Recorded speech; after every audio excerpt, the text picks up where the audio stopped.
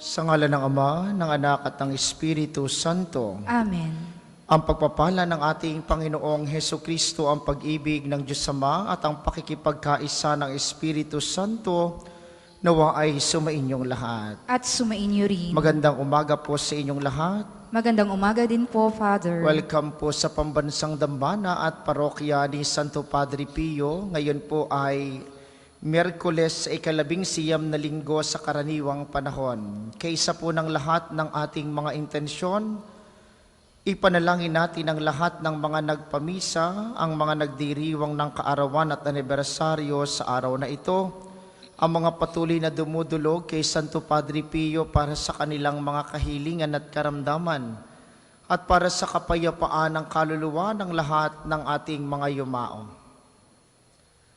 Aminin natin ang ating mga kasalanan upang tayo ay maging marapat gumanap sa banal na pagdiriwang.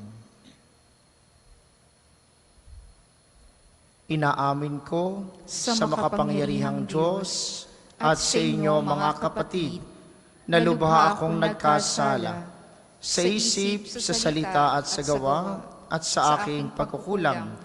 Kaya isinasamo ko sa mahal na Birheng Maria, sa lahat ng mga anghel at mga banal, at sa inyo mga kapatid na ako'y panalangin sa Panginoong ating Diyos. Kaawaan tayo ng makapangyarihang Diyos, patawarin tayo sa ating mga kasalanan, at patnubayan tayo sa buhay na walang hanggan. Amen.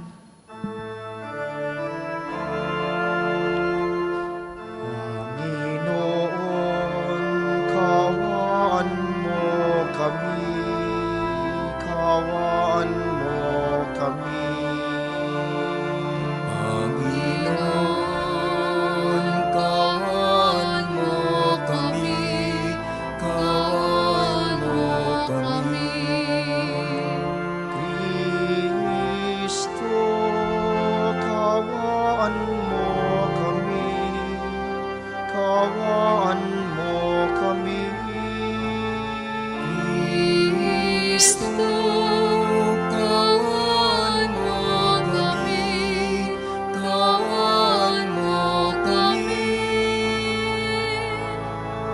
Panginoon, kaawaan mo kami. Kaawaan mo kami.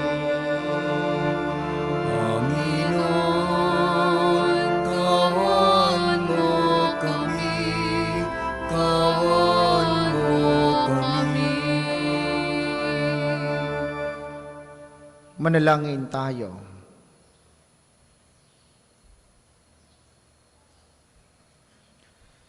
Ama naming makapangyarihan, lakas loob ka naming tinatawagan sa ngalan mo, Ama naming banal. Sa kalooban namin ay panahanin mong lubos ang iyong espiritong sa amin kumukupkop upang sa lupaing ipinangako kami makapasok sa pamamagitan ni Hesukristo, kasama ng Espiritu Santo magpasawalang hanggan. Amen. Tayo po ay magsiupo.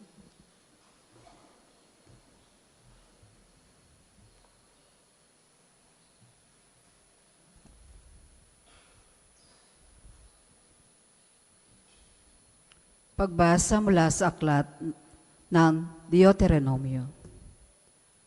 Noong mga araw na iyon, si Moises ay umahon sa bundok ng Nebo, sa ituktok ng Pisga, sa gawing silangan ng Jericho.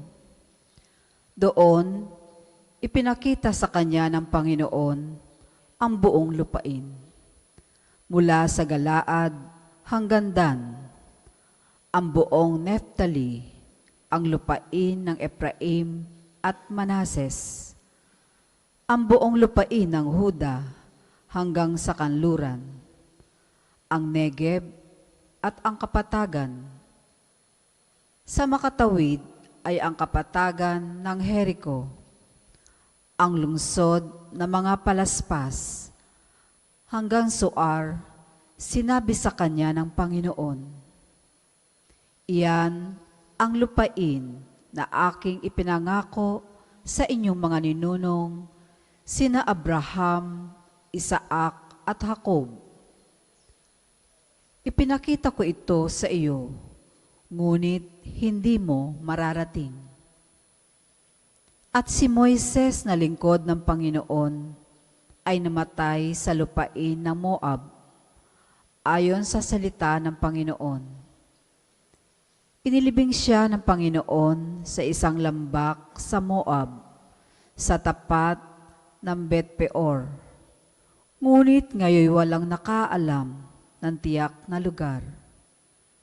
Siya'y 120 taon nang mamatay, ngunit hindi lumabo ang kanyang paningin, ni hindi nang hina ang kanyang pangangatawan. 30 araw siyang pinagluksa ng Israel. Si Josue ay puspos ng kaalaman at kakayahan sa pamamahala, pagkat ipinatong sa kanya ni Moises ang mga kamay nito, at sinunod siya ng mga Israelita. Ginawa nila ang lahat ng utos ng Panginoon. Sa Israel ay wala nang lumitaw na propetang tulad ni Moises na naging tapat at nakakausap ng tuwiran sa Panginoon. Wala rin nakagawa ng kababalaghan tulad ng ipinagawa sa kanya ng Panginoon sa Ehipto, sa harapan ng mga paraon at ng mga lingkod nito. Wala rin nakagawa ng kapangyarihan at pambihirang mga gawa tulad ng ginawa ni Moises sa harapan ng bayang Israel. Ang salita ng Diyos. Salamat sa Diyos. Salmong tugunan, ang Diyos ay papurihan ang buhay ko'y kanyang bigay. Ang Diyos ay papurihan, ang buhay ko'y kanyang bigay. Sumigaw sa galak ang mga nilalang, at purihin ang Diyos na may kagalakan. Wagas na pagpuri sa kanya'y ibigay. Ito ang sabihin sa Diyos na dakila, ang mga gawa mo ay kahanga-hanga. Ang Diyos ay papurihan, ang buhay ko'y kanyang bigay. Ang ginawa ng Diyos, lapit at pagmasdan, ang kahanga-hangang ginawa sa tanan. Lapit at makinig, ang nagpapangaral sa Diyos, ay sa iyo'y aking isasaysay, ang kanyang ginawang mga kabutihan. Nang ako'y balisa, ako ay dumaing sa Diyos na dapat purihin, handa kong purihin na mga awitin. Ang Diyos ay papurihan, ang buhay ko'y kanyang bigay. Tayo po ay magstayo.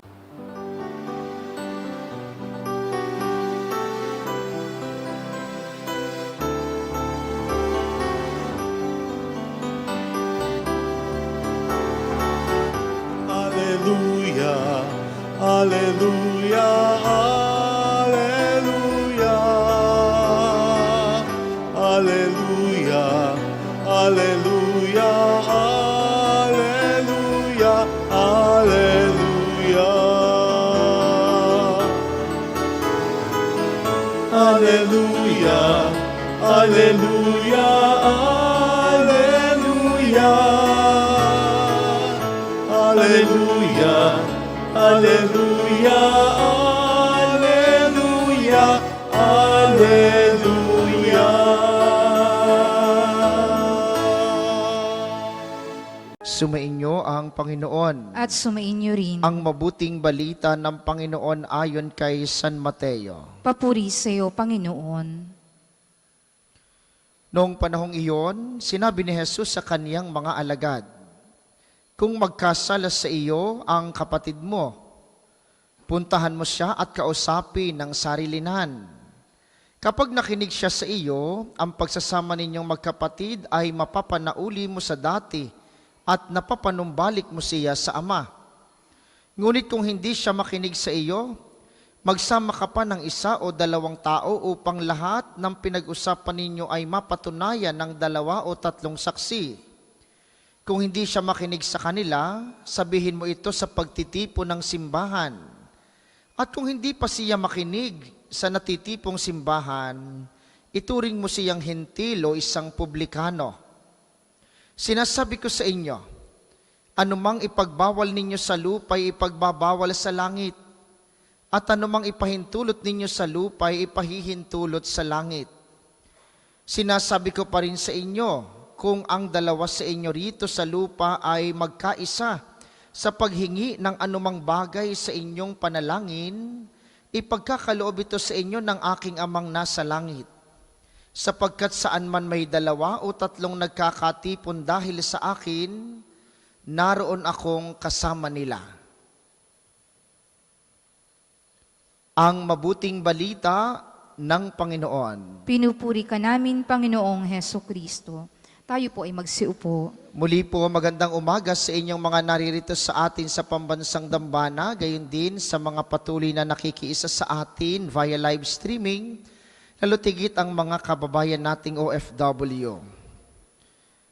Sa panahon po natin ngayon, mga minamahal, kapag ka may taong nakagawa sa iyo ng mali, kapag ka may taong ichinichismis ka, kapag ka may taong sinisiraan ka, kapag ka may taong gusto kang hatakin pababa, kapag ka may taong gumawa sa iyo ng masama, anong gagawin ninyo?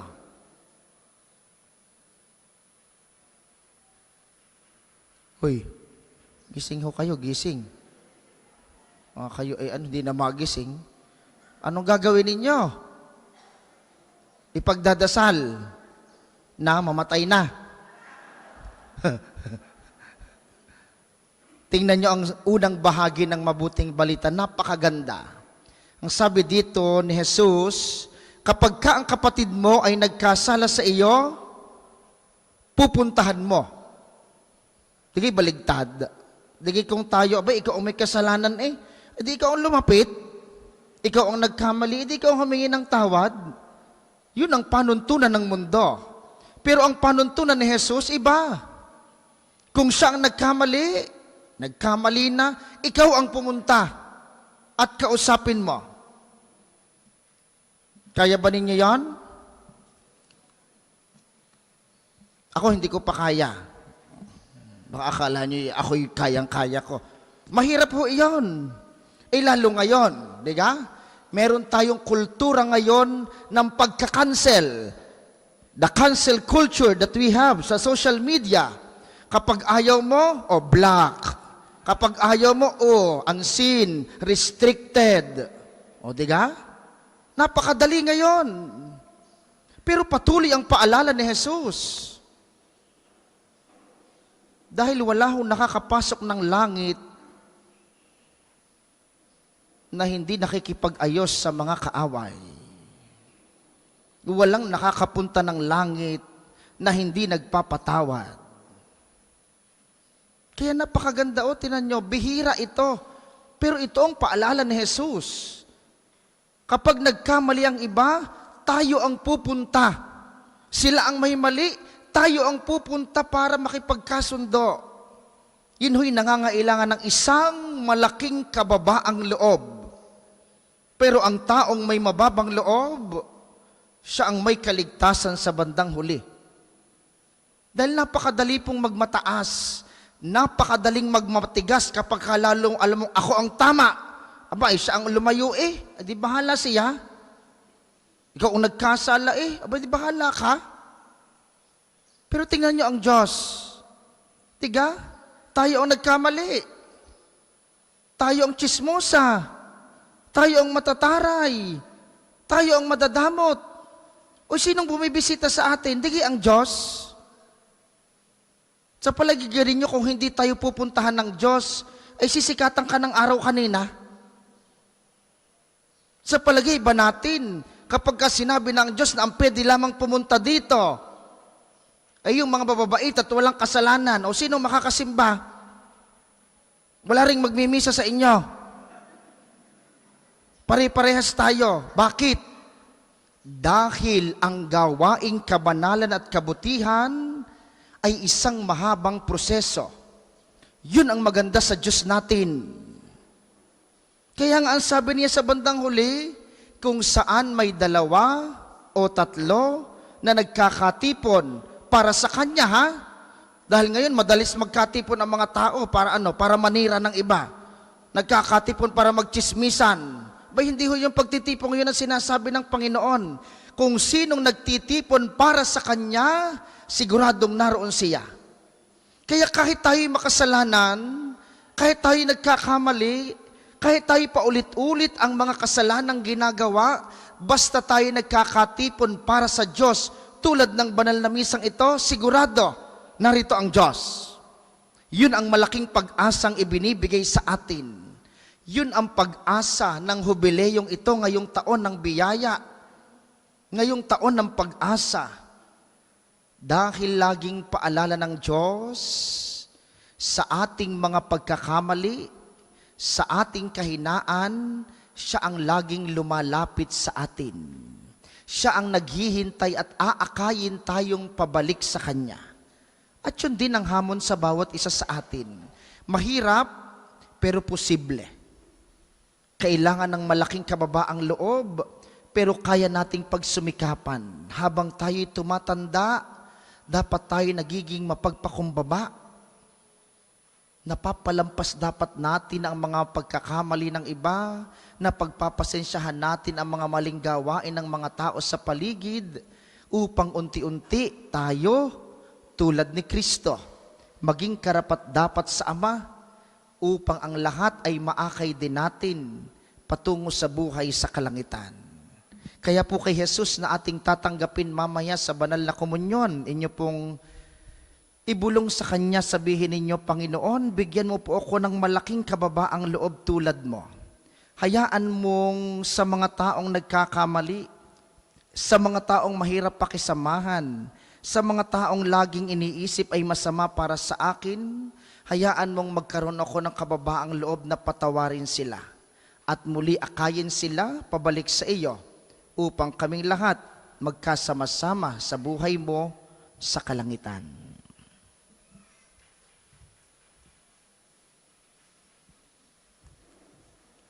Magstayo po ang lahat.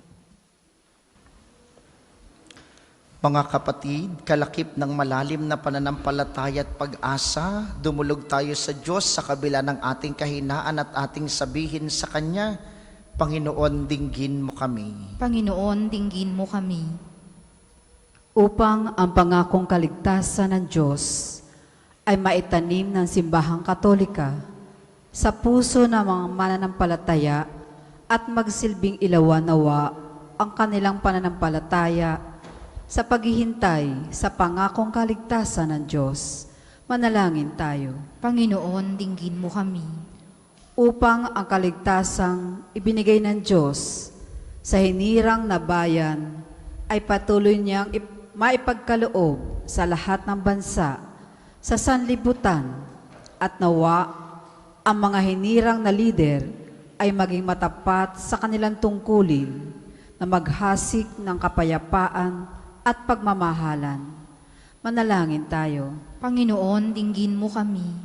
Upang ang kahandaan sa biyayang ipagkakaloob ng Diyos sa sinumang sumasampalataya sa Kanya ay taglayin nawa ang mga dukha ng mga walang tahanan, mga balo at ulila, mga may sakit at nasa bilangguan, at patuloy nawa silang pamahayan ng pag-asa.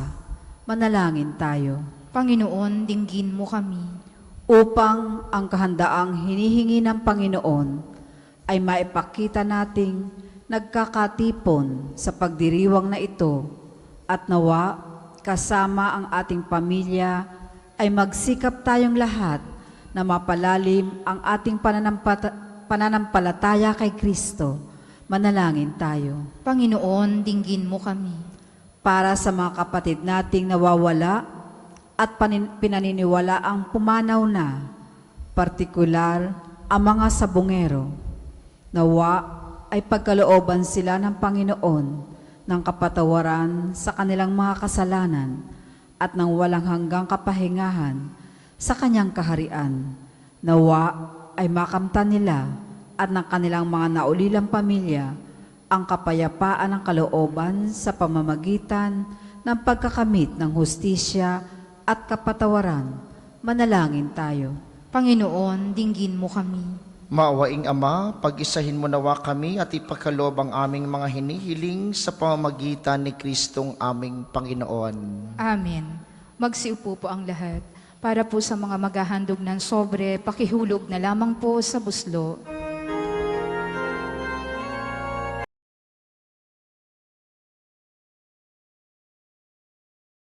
Handog namin sa iyo, Ama.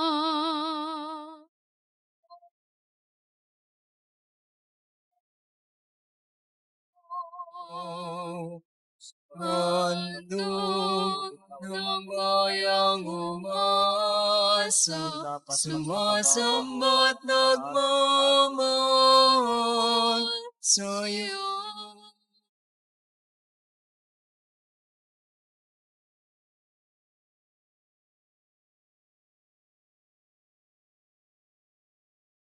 Manaming mapagmahal kasalanan ko ay hugasan at lunisin mo sa mga gayon. Magsitayo po ang lahat. Manalangin kayo mga kapatid upang ang paghahain natin ay kalugdan ng Diyos samang makapangyarihan. Tanggapin nawa ng Panginoon itong paghahain sa iyong mga kamay, sa kapurihan niya at karangalan sa ating kapakinabangan at sa buong sambayanan niyang banal. Ama naming lumikha, kalugdan mo ang mga alay ng iyong sambayanan, ang ipinagmagandang loob mong ibigay sa amin upang maihain ay siya nawang gumanap ng iyong ginagawa upang kami tubusin. Sa pamamagitan ni Hesu Kristo, kasama ng Espiritu Santo, magpasawalang hanggan. Amen. Sumainyo ang Panginoon. At sumainyo rin. Itaas sa Diyos ang inyong puso at diwa. Tinaas na namin sa Panginoon. Pasalamatan natin ang Panginoong ating Diyos. Marapat na siya ay pasalamatan. Ama naming makapangyarihan, tunay ngang marapat na ikayaming pasalamatan. Ikinalugod mong likhain ang sanlibutan, na iyong pinagbabagot idinarangal sa pamamagitan ng iyong anak na kinalulugdan. Kaya't utang na loob ng iyong mga itinatangi at ng mga banal na kapiling mong lagi ang iyong paggiliw at pagkakandili. Kaya, kaysa ng mga anghel na nagsisiawit ng papuri sa iyo ng walang humpay sa kalangitan, kami nagbubunyi sa iyong kadakilaan.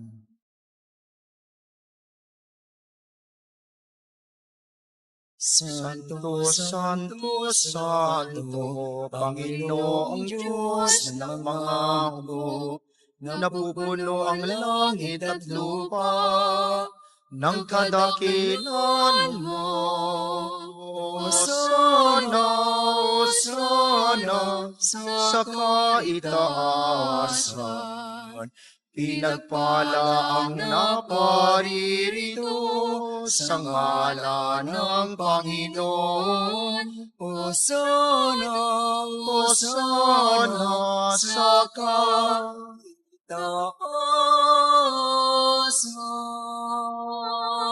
Kung hindi po kayang lumuhod, ay manatili pong nakatayo ng may paggalang.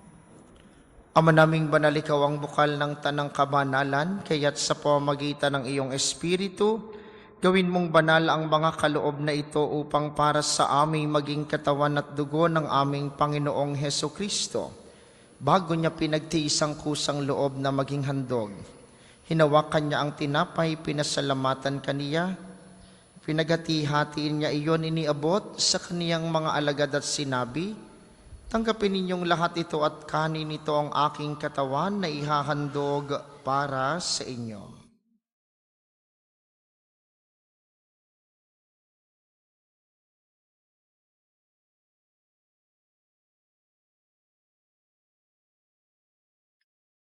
Gayun din naman, nung matapos ang hapunan, hinawakan niya ang kalis, muli kanyang pinasalamatan, iniabot niya ang kalis sa kaniyang mga alagad at sinabi, tanggapin ninyong lahat ito at inumin ito ang kalis ng aking dugo ng bago't walang hanggang tipan. Ang aking dugo na ibubuhos para sa inyo at para sa lahat sa ikapagpapatawad ng mga kasalanan. Gawin ninyo ito sa pag-alala sa akin.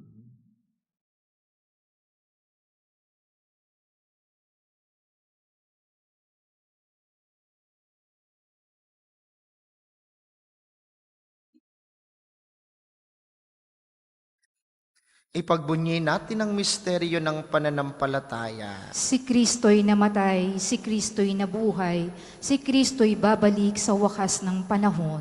Ama, ginagawa namin ngayon ang pag-alala sa pagkamatay at muling pagkabuhay ng iyong anak, kaya't iniaalay namin sa iyong tinapay na nagbibigay buhay at ang kalis na nagkakaloob ng kaligtasan. Kami nagpapasalamat dahil kami iyong minarapat na tumayo sa harap mo para maglingkod sa iyo. Isinasamo namin kaming magsasalo-salo sa katawan at dugo ni Kristo ay mabuklod sa pagkakaisa sa pamamagitan ng Espiritu Santo. Ama, lingapin mo ang iyong simbahang laganap sa buong daigdig, puspusin mo kami sa pag-ibig.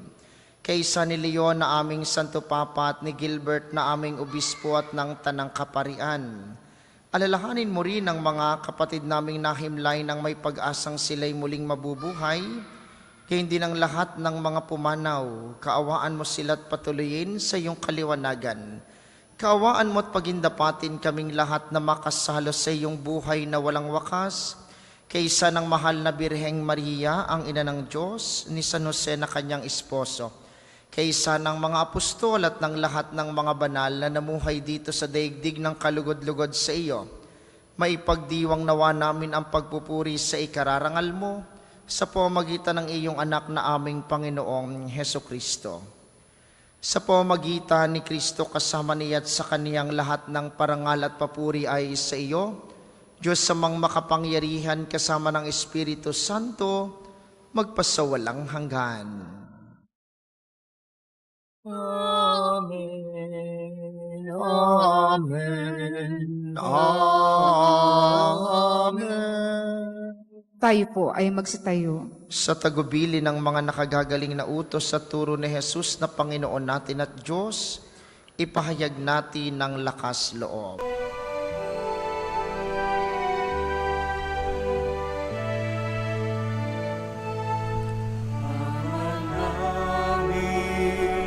Sumasalangit ka, sambahin ang ngalan mo, mapasa amin ang kaharian mo, sundin ang loob mo, dito sa lupa para lang sa langit, bigyan mo po kami ngayon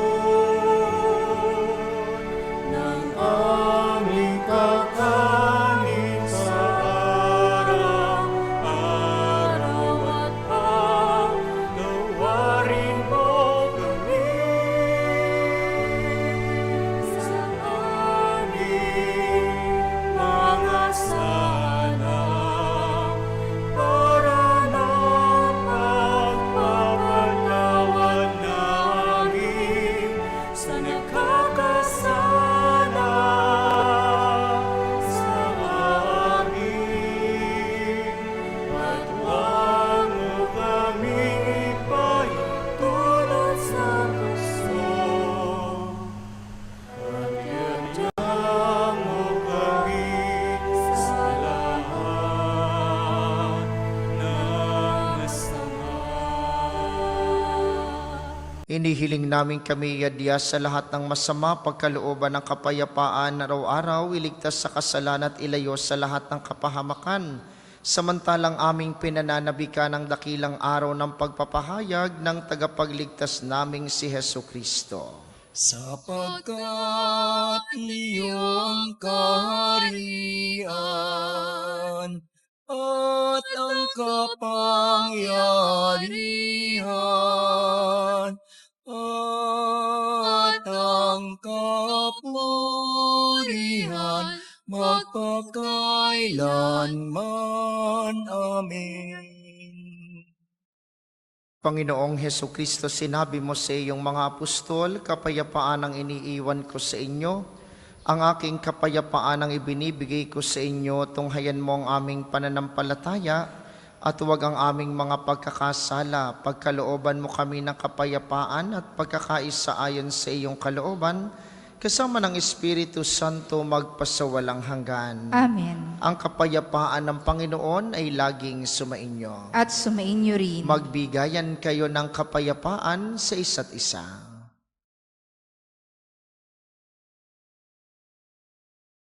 Kordero ng Diyos na nag-aalis ng mga kasalanan ng sanlibutan, maawa ka sa amin. Kordero ng Diyos na nag-aalis ng mga kasalanan ng sanlibutan, maawa ka sa amin. Kordero ng Diyos na nag-aalis ng mga kasalanan ng sanlibutan, ipagkaloob mo sa amin ang kapayapaan. Kung hindi po kayang lumuhod, ay manatili pong nakatayo ng may paggalang.